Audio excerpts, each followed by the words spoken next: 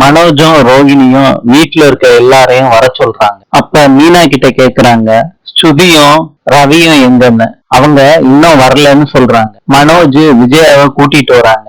நான் இருக்க முடியும், உங்களை யாரும் அசிங்கப்படுத்த முடியாதுமான்னு சொல்றாங்க.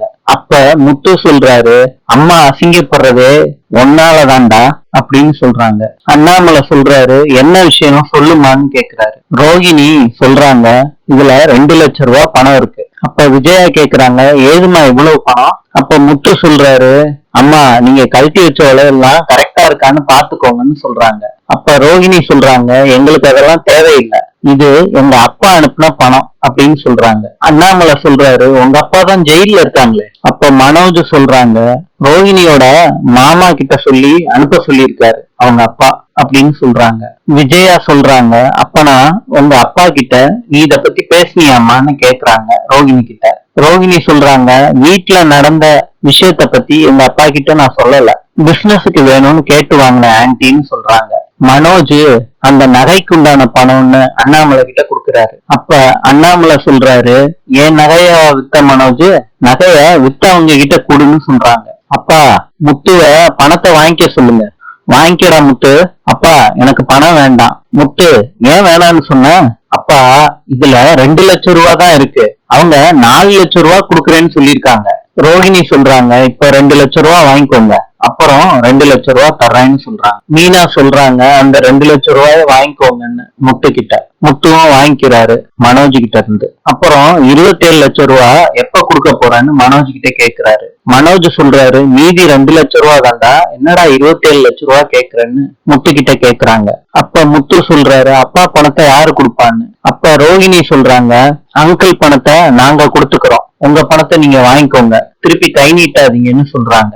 அதுக்கு முத்து சொல்றாரு, திருப்பி இந்த மாதிரி வேலை பண்ணான்னா அடிக்கதான் செய்வேன்னு சொல்றாரு. அண்ணாமலை சொல்றாரு, பிள்ளையும் அவங்க அம்மாவும் சரியில்லை, அதுக்காண்டி உன்னோட அப்பா கிட்ட இருந்து வாங்கி கொடுத்துருக்க, இனிமேட்டாவது நல்லவனா இருக்க சொல்லுன்னு சொல்லிட்டு போறாரு. முத்து மீனா கிட்ட காசை கொடுத்துட்டு போறாங்க.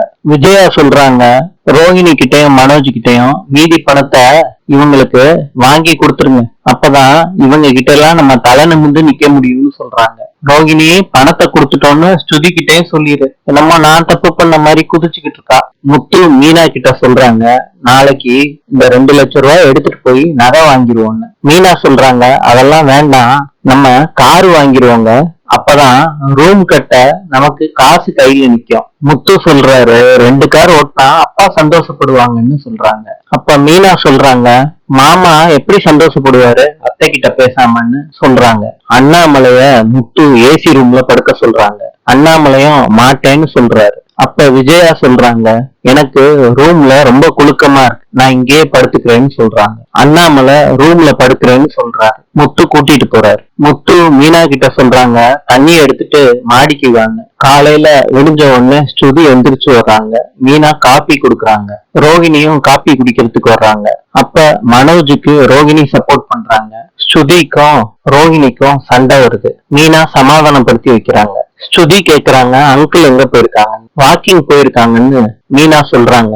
அத்தைக்கும் மாமாக்கும் உள்ள பிரச்சனைய நம்ம தான் சமாதானப்படுத்தி வைக்கணும்னு மீனா சொல்றாங்க. விஜயாவை சமாதானப்படுத்த 3 பேரும் போறாங்க. அப்ப விஜயா மீனாவே குறை சொல்றாங்க. ஸ்ருதிக்கு பிடிக்கல, அவங்க சொல்ல அவங்களுக்கு தெரியாம நீங்க தான் எடுத்து கொடுத்திருக்கீங்க மனோஜ் கிட்டன்னு ஸ்ருதி சொல்றாங்க. விஜயா சொல்றாங்க, அது மாத்திரம்தாமா என்னோட தப்புன்னு சொல்றாங்க. அப்ப ஸ்ருதி சொல்றாங்க, உங்க நகைய நீங்க எடுத்து கொடுத்துருக்கணும் மனோஜ் கிட்ட, மீனாவோட நகைய எதுக்கு எடுத்து கொடுத்தீங்க? அதுவும் இல்லாம இன்னொரு தப்பு பண்ணிருக்கீங்க, மீனாவோட வீட்டுல இருக்கவங்க நகைய எடுத்துட்டாங்கன்னு வேற சொன்னீங்க. ரோகிணி சொல்றாங்க, எதுக்கு இத பத்தி எல்லாம் பேசுறீங்க ஸ்ருதி? ஆன்டி நீங்க அங்கிள் கிட்ட வந்து பேசுங்க, உங்க அங்கிள் தான் பேச மாட்டேறாரு.